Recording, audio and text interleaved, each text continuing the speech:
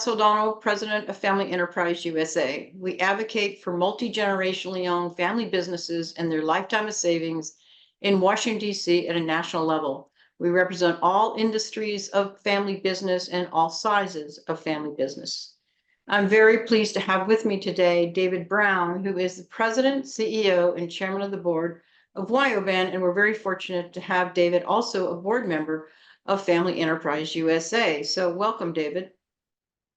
Thanks, Pat, and thanks also for all the great work that you and the team at FEUSA do to represent family business. You're very welcome. So we are very anxious to hear about your story, the history of the family business, a little bit about it, including maybe the number of employees, locations. So why don't you give us a little bit of that? Sure. I think I'll start with what we do.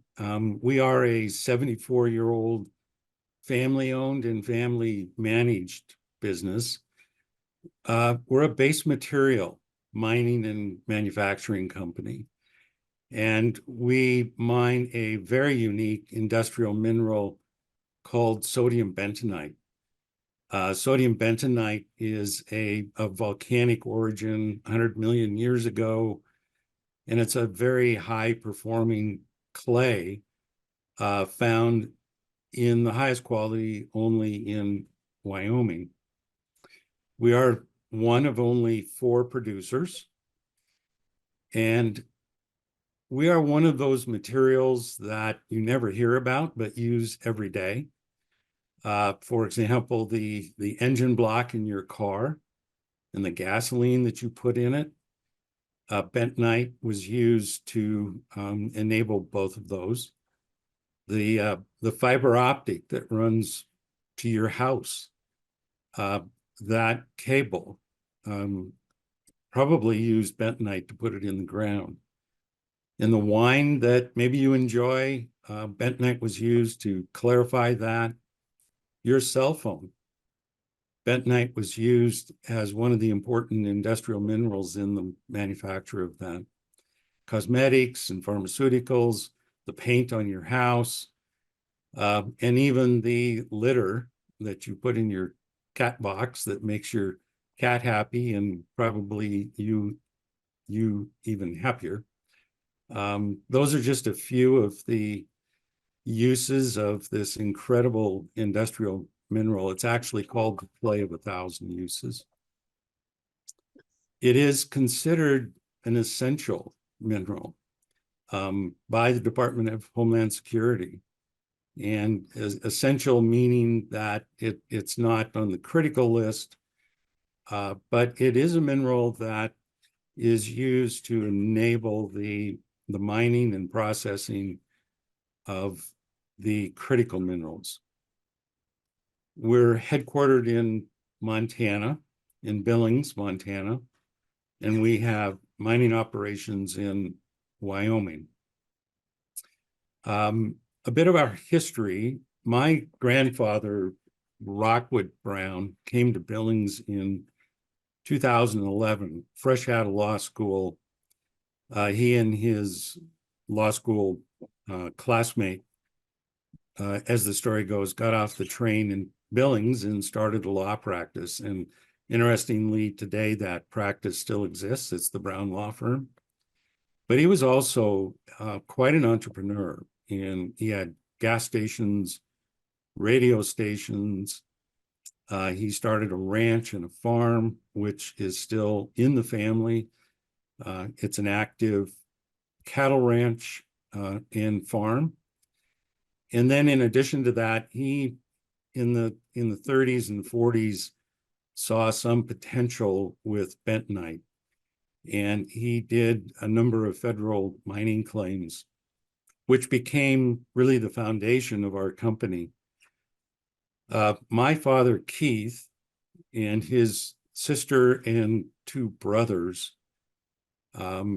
really started the company. It was my dad that became the active leadership in the company. He was the president and built the very first plant in Grable, Wyoming, where we began to process the clay that we were mining from that particular area at the time. And through growth and acquisition, we now have 4 plants in Wyoming where we process the clay from all of our deposits. We have right around 4 dozen active mining pits in one state or another. We also have 2 packaging plants, one located in Montana and one in Toronto. And these plants package private label cat litter, not under our label, but under customers' label. And our customers are the large pet specialty stores, many of you which you would be very familiar with, and online retailers in the US and Canada, as well as in Europe. We produce about 1 million tons per year, and we ship our products to every continent in the world. We have 28 shareholders, and our ownership spans 5 generations. There are a couple things that I just wanted to point out that I think makes us unique among family-owned businesses. And the first is that 20 years ago, we adopted a governance model which mandated a majority of independent outside directors. It was a great decision. It was a decision that was made after we learned how some family businesses, how they were benefiting from having independent directors. And we just took the plunge. The other, I think, unique thing for us is that we have a very active family council.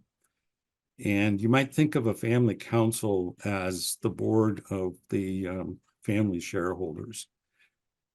They are the conduit for expressing the family's wishes in terms of liquidity, ownership, direction of the company. And they also are really the conduit for us in pulling together the family. The one thing I did want to mention about the directors, and I think it's important, they are not our friends. They're not, although they do become our friends. They're not our CPA. They're not our attorney. They are professional leaders. They're CEOs or senior people in companies that either currently are working or have recently retired. And they bring a certain expertise to our board that fills a particular gap that we're looking for as we pursue the strategy of the company. Well, that's a fascinating background, and thank you for sharing all of that, because those are a lot of questions I would have thought of, you've answered. But one of the questions I'd like to hear about is the 300 employees that you have. We have learned that about 70+% of family businesses have generations of employees, meaning mother, daughter, son, grandparent, working in the business. Do you have employees? Do you have generations of employees working in the business? Yeah, absolutely. I mean, if you think about the small communities that our plants are located in and that we operate in, we have so many examples of 3 generations or more of a particular family or a broader family working at Wyo Ben. And even today, we have fathers and sons working in the same plant or in different plants. It's very much a tradition at Wyo Ben, and I think very much a part of why we call it the Wyo Ben family, because it is all of those people in these small communities coming together for making us a great company. So you are, as you mentioned, and truly an international company. You ship to every continent, as you said, on the planet. And so what would you say over the years has been, you've obviously grown very well, but what would you say has been your biggest impediment to growth? Well, over the years, it's been a variety of things. I think more recently, our biggest impediment is people. And we have the customers, and we have the mining, we have the resources, we have the mining capacity, we have the production capacity. But what we lack is enough staff to operate the additional shifts that we need to continue to grow. And it's become in the last year rather critical for us. We're trying to add shifts to 3 plants at the moment, and it's difficult. So in my opinion, that would be our largest impediment that we face today. I hear that from a lot of family business owners. As you know, we did Family Enterprise USA's annual survey, and the number one issue they're facing is hiring, retaining employees to do that work. So let's talk about some of the other challenges that you face specifically around transitioning your business from one generation to the next. That always challenges family businesses, but how have you addressed that? And how the laws maybe in this country affected that transition? Yeah. We have navigated so far transitions. We haven't had, since I'm 3rd generation, we haven't had a huge need yet. Although we do see that on the horizon, and I think there are significant headwinds with estate taxes and our financial ability to transfer the business to the next generation of owners. I do have one of my children who has become active in the business. And we are starting to think about how we can successfully transfer ownership. I am quite concerned about in the event of a death of a major shareholder, how we deal with that if the tax law were to change and make it much more difficult. We want to stay private. And actually, our employees want us to stay private. We did a recent acquisition within the last year, and we purchased the Bentonite operation of one of our competitors, which was part of a huge multinational company. And we heard from the first day that we stepped in, we heard that those employees were so thankful to be now owned and managed and appreciated by a family business.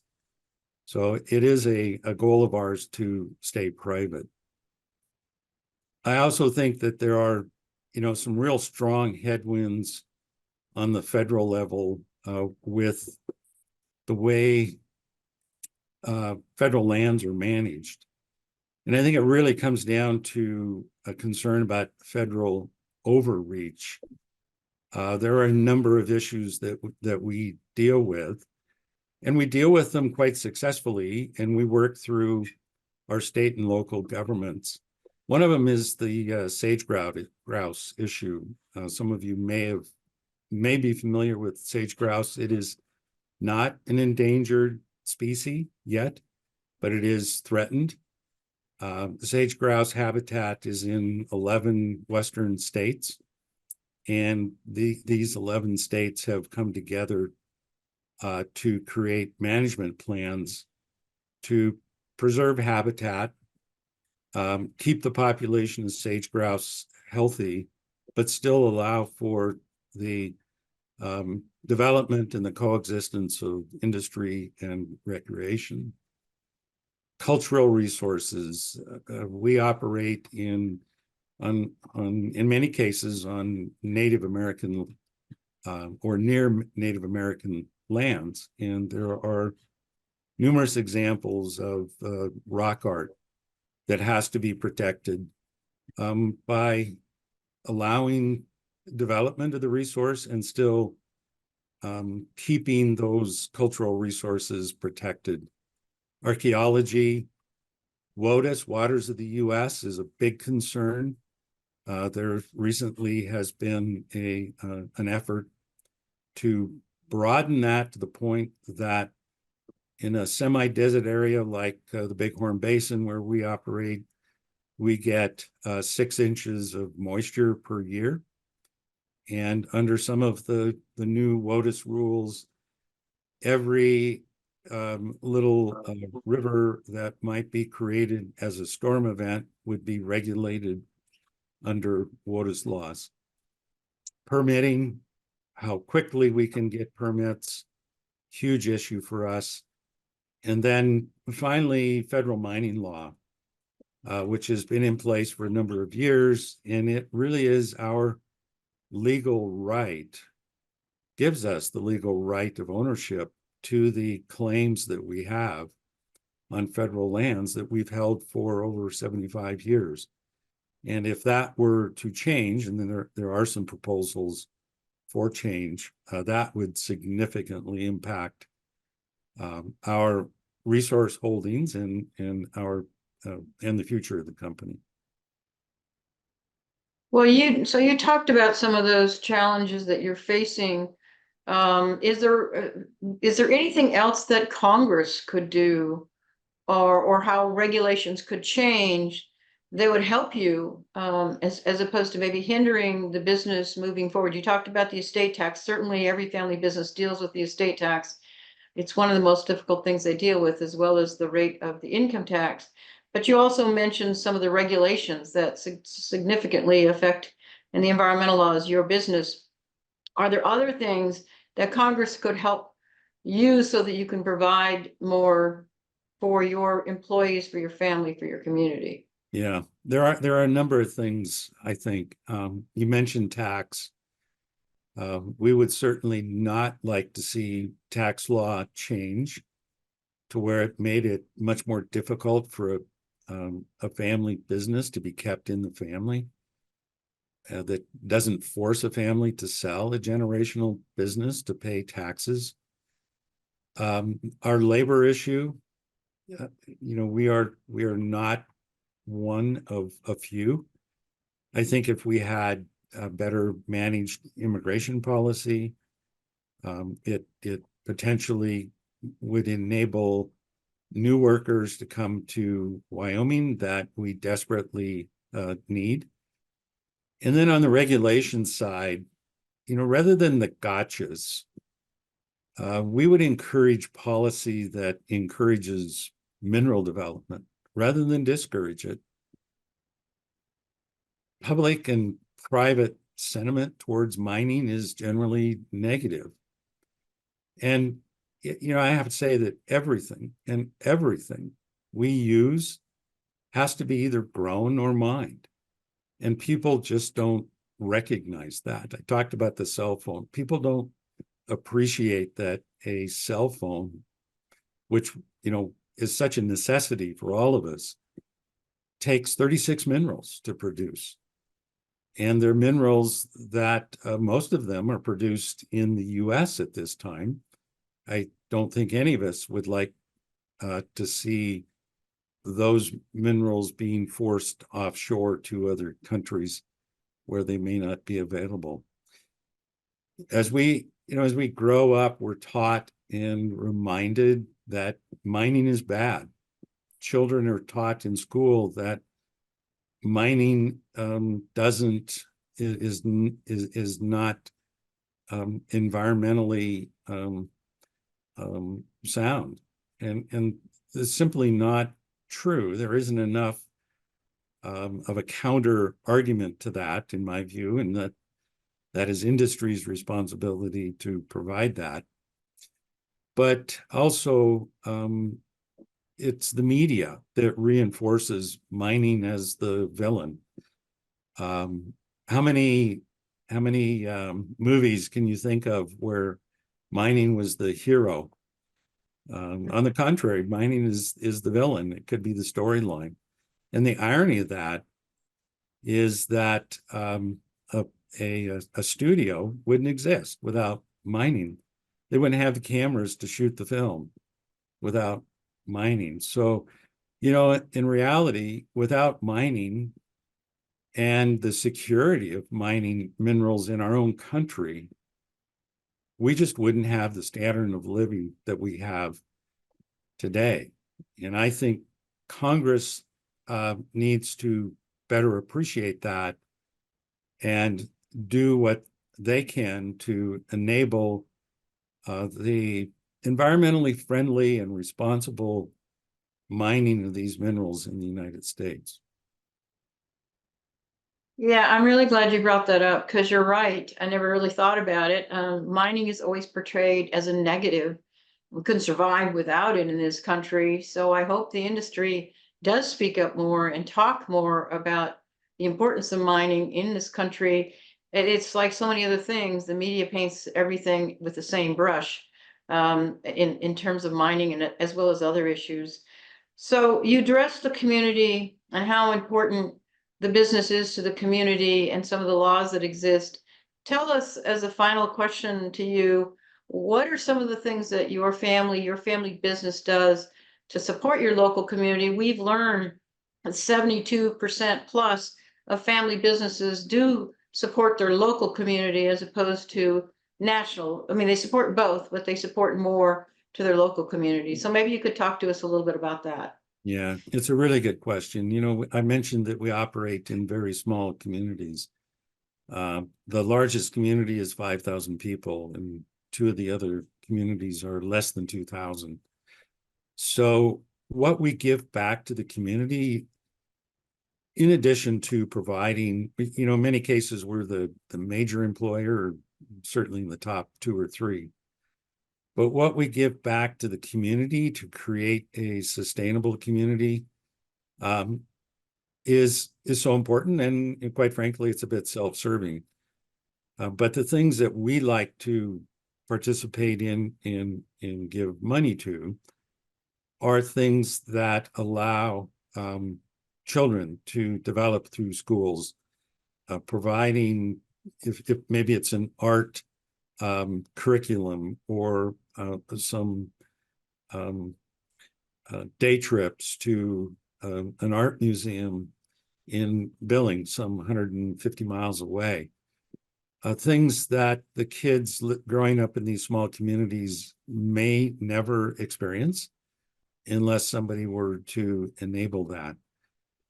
Another thing we do is we do participate in a book program. It's a Wyoming nonprofit that does this, but in the counties that we operate, we take a significant role in providing books to libraries and students, and books that likely they would never read if this opportunity wasn't presented.